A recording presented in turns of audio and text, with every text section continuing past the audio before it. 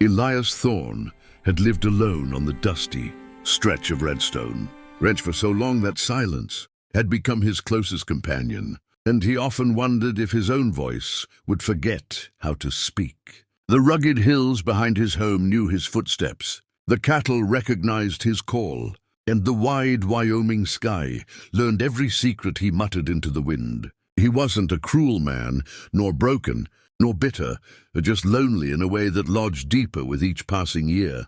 When he finally gathered the courage to send for a mail-order bride, he'd chosen his words carefully, telling the agency he wanted a kind woman, gentle in spirit, failing to specify anything else because he'd never been picky, never been demanding, just tired of eating dinners alone, tired of hearing only the creak of the windmill, tired of having no one to share the long winters with. So when the stagecoach finally rolled into the frontier station, kicking up dust in thick clouds that blurred the world for a heartbeat, Elias felt his breath catch, his palms sweat, his heart thrum like hooves across the plains. He stood stiffly, clutching the bouquet of wildflowers he'd picked at dawn, their petals trembling like his hopes. But the moment the door swung open and she stepped down, the world tilted. She was enormous, not just tall, but broad-shouldered, strong, built like a woman who had spent her life taming oxen with one hand and hauling firewood with the other.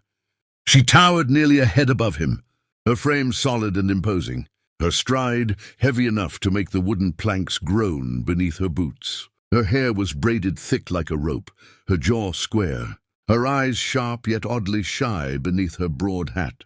The station fell silent as people turned to stare, not mockingly, but in awe, confusion, and some with a hint of fear. Elias felt his throat go dry. This was not the soft-spoken, delicately small bride he'd imagined. His mind scrambled. Had there been a mistake? Had the agency mixed up the names? But before he could think of anything to say, or even breathe, she approached, offering a hand so large it swallowed his in its shadow. "I'm Bridget O'Hara," she said, her voice soft despite its deep tone.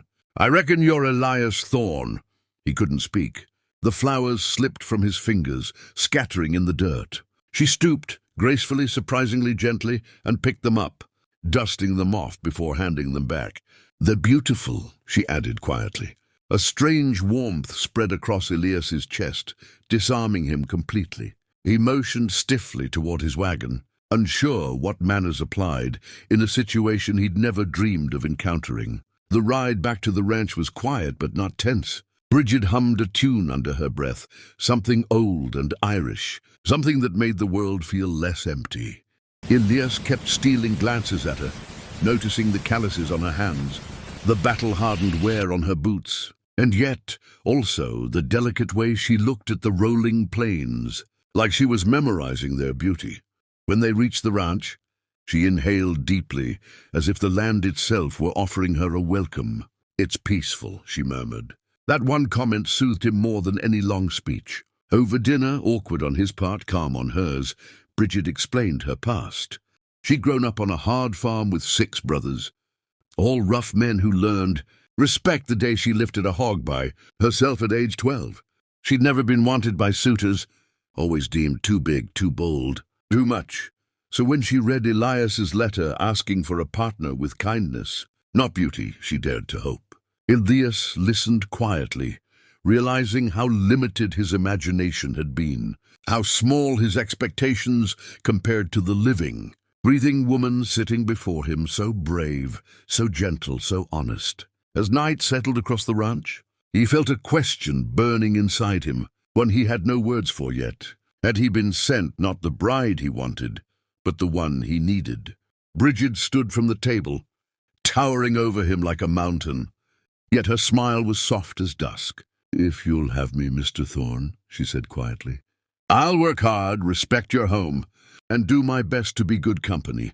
Elias opened his mouth, and for the first time in years, words came freely.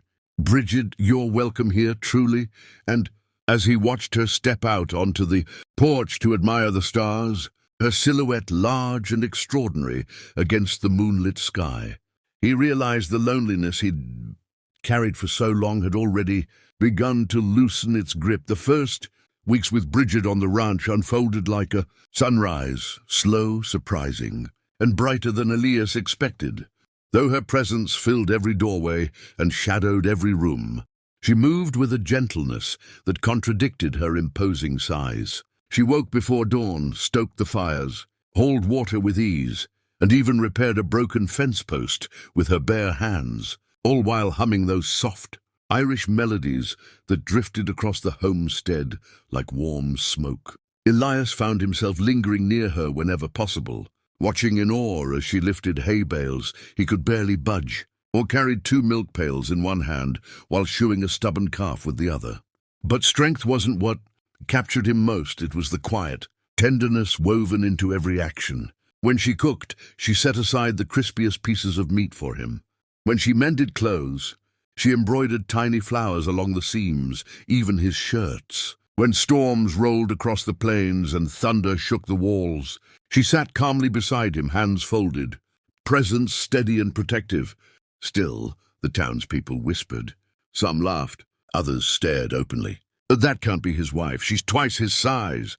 They murmured at the general store. Elias bristled each time, but Bridget brushed it off with a soft smile. "Folk talk to fill the silence," she'd say. "Let them." Yet, the whispers grew bolder when the annual Harvest Rodeo was announced. Elias planned to stay home, but Bridget insisted they attend. "We're a married pair," she said gently.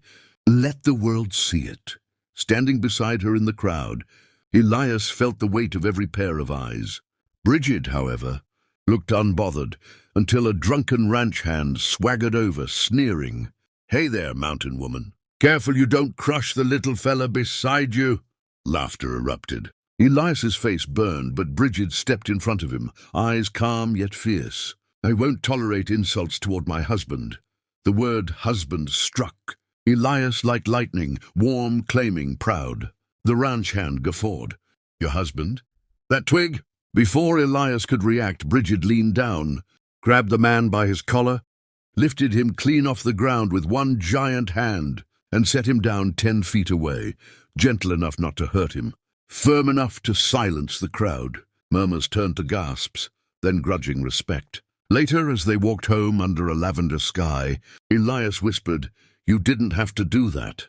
Bridget's voice softened. "You're the first man who ever wanted me. I'll stand before wolves for you." His heart nearly burst. That night, he invited her to sit beside him on the porch, swing something he'd never shared with anyone before. The swing groaned under her weight, but Elias didn't care. The sky glittered with stars. "Bridget," he began, voice trembling, "I wrote to the agency thinking I needed a small, delicate woman to fit the life I imagined. But I see now I was wrong." She stayed silent, listening. "You're stronger than any person I've ever known inside and out. You protect this home, you protect me." "I didn't know a marriage could feel like this." A shaky breath escaped. Bridget's lips, her eyes glistening. "I feared you'd send me away once you saw me." "Send you away," Elias whispered. "Bridget, you're the best thing that's ever happened to me." She turned toward him, the moon catching the tears slipping down her cheeks, and he reached for her hand, tiny compared to her own. "But steady," Stay said simply. "As my wife, my partner, my equal." Bridget exhaled a shuddering breath, then suddenly scooped him into her arms, lifting him as easily as a child, and spun him once, laughing through her tears. Elias laughed too, breathless, feeling the loneliness of years break apart like brittle wood. When she finally set him down, she cupped his face in her hands, voice trembling with joy. "I'll stay, Elias, forever, if you'll have me." And there, beneath the endless western sky, the loner, rancher and the towering woman, who had stepped off the wagon like a force of nature, sealed their promise, not with grand gestures, but with the quiet certainty that 2 mismatched souls had finally found where they belonged. From that night on, Redstone Ranch was no longer silent, filled with Bridget's humming, Elias's laughter, and the unmistakable sound of a home finally alive.